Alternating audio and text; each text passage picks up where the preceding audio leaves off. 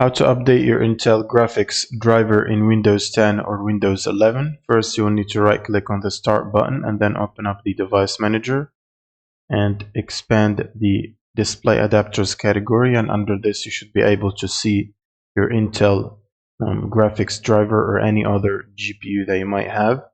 You want to right click on your Intel and then go to Properties and then Drivers and then click on Update Driver, then search automatically.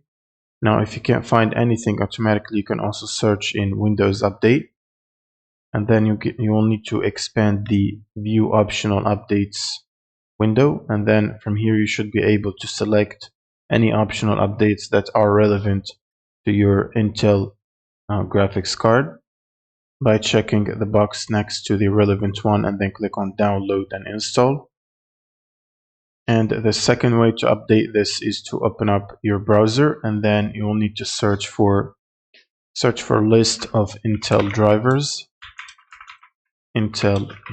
like this, and then click on the first website, which is intel.com, and then you can click on the download right here, which is Intel Driver Support and Assistant, which will download an assistant that will help you automatically detect your Intel graphics card model and provide you with the appropriate updates or your Intel graphic update. And then you will need to click on Download Now, and this should start downloading the installer, which you can then run to install this application on your system.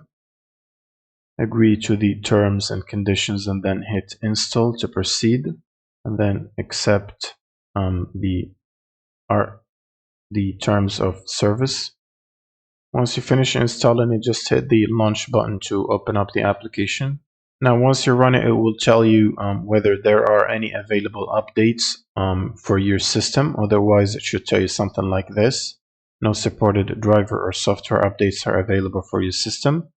And you should be able to download any available updates, including Intel graphics card updates, by hitting the upload or the download button from here. And it should automatically basically recommend for you which driver you will need to install for your current system.